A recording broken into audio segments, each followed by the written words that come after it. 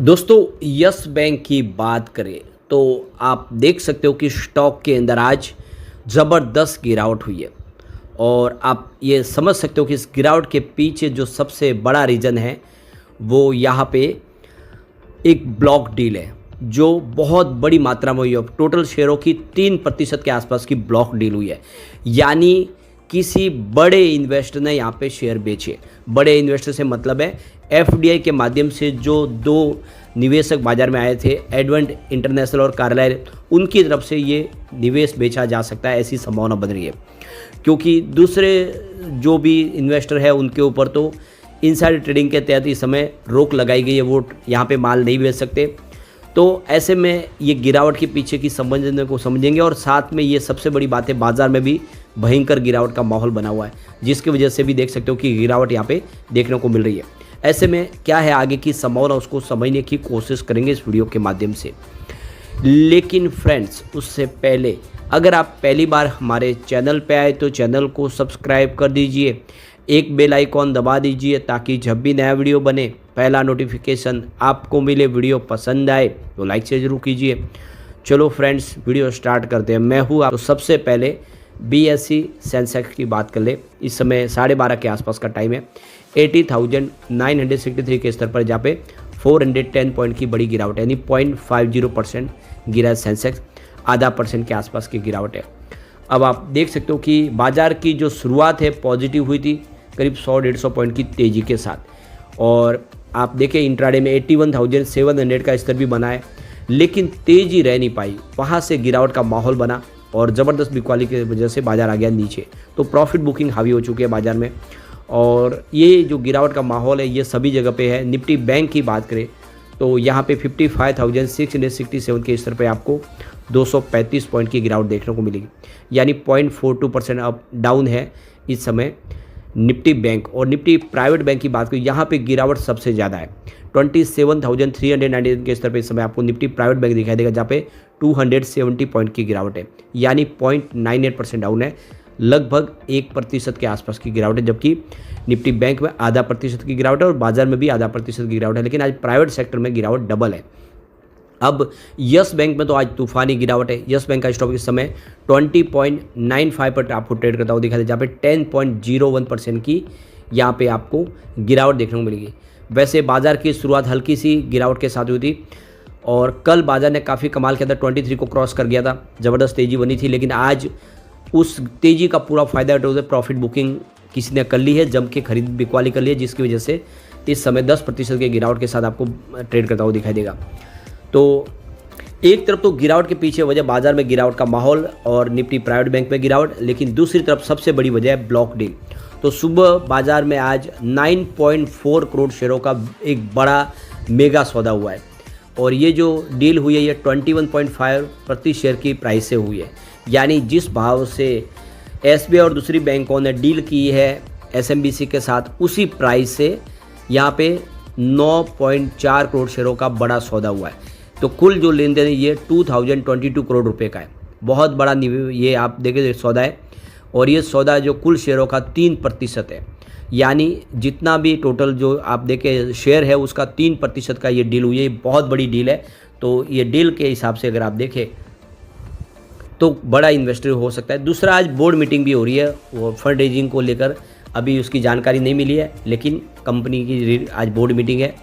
तो बाजार के जानकारों का मानना है कि ये ब्लॉक डील किसी प्राइवेट इक्विटी फर्म ने की है। मार्च 2025 के हिसाब से दो बड़े निवेशक कार्लाइल ग्रुप, जिसकी 6.84% की होल्डिंग है, उन्होंने पहले भी बाजार में अपनी कुछ होल्डिंग बेच दी थी, जिसकी वजह से जो 9% के आसपास की होल्डिंग थी वो नीचे आई थी। और दूसरा एडवेंट इंटरनेशनल, जिनकी 9.2% की होल्डिंग है, उन्होंने अपनी होल्डिंग को बनाए रखा, अभी तक बेचा नहीं है।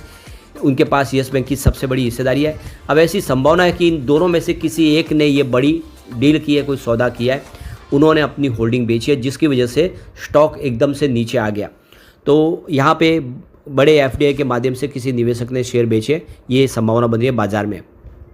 अब यहाँ पे गौर करने वाली बात है कि कंपनी की फंड रेजिंग होने वाली है, जिसकी वजह से जो बोर्ड मीटिंग के पहले ही ट्रेडिंग विंडो को बंद कर दिया इनसाइडर ट्रेडिंग के लिए। सेबी के रूल्स के तहत जब भी कोई बोर्ड मीटिंग होती है, कुछ बड़ा फैसला होता है, तो ट्रेडिंग विंडो को क्लोज करना होता है। तो 29 मई से ट्रेडिंग विंडो को बंद कर दिया गया है और आज बोर्ड मीटिंग है 3 जून की, तो 5 जून तक यानी 48 घंटे तक ट्रेडिंग विंडो क्लोज रहती है। तो जो कंपनी से संबंधित है वो तो कोई अपने शेयर बेच ही नहीं सकते। यहाँ पे फिलहाल प्रमोटर है नहीं तो वहाँ से बिकवाली होगी नहीं।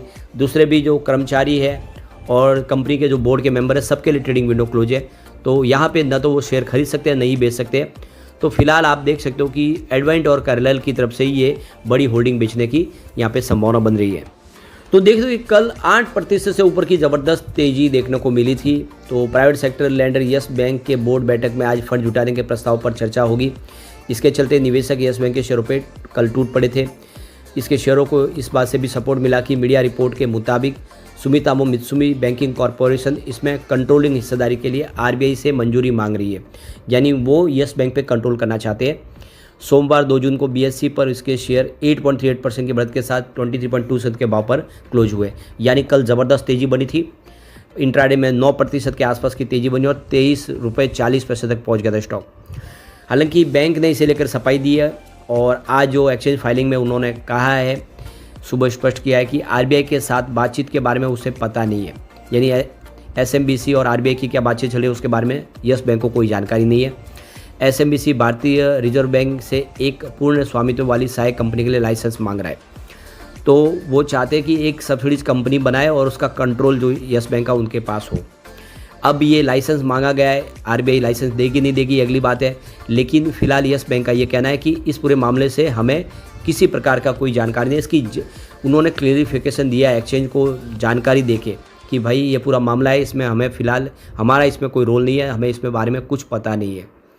तो यस बैंक के बोर्ड की आज बैठक होगी जिसमें इक्विटी शेयर, डेट सिक्योरिटीज या किसी अन्य सिक्योरिटीज के जरिए फंड जुटाने के प्रस्ताव पर विचार किया जाएगा। यह fund private placement, preferential issues लागू कानून के तहत कोई अन्य किसी भी तरीके से जुटाया जा सकता है, यानी कोई भी तरीका हो सकता है फंड जुटाने का। सुमितोमो की बात करें तो पिछले महीने इसने ऐलान किया था कि वो भारतीय स्टेट बैंक एसबीआई के नेतृत्व वाले कंसोर्टियम ऑफ लेंडर से 20% हिस्सेदारी हासिल करेगा।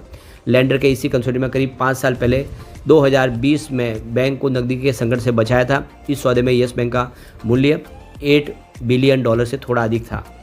तो कुल मिला के देख सकते हो कि आज ज़बरदस्त बिकवाली हुई है और आज का जो ये शेयर है जो आप देखें यस बैंक वॉल्यूम टॉपर बन गया, क्योंकि पूरे शेयरों की जितनी इसकी होल्डिंग है उसमें 3% के आसपास के शेयर आज बिकवाली के लिए आ गए। और ऐसे में तो गिरावट होनी थी, गिरावट हो गई और जब पैनिक सेलिंग शुरू होती है तो रिटेल इन्वेस्टर पहले डर जाते हैं और वो भी बिकवाली शुरू कर देते हैं, जिसकी वजह से और गिरावट होती है।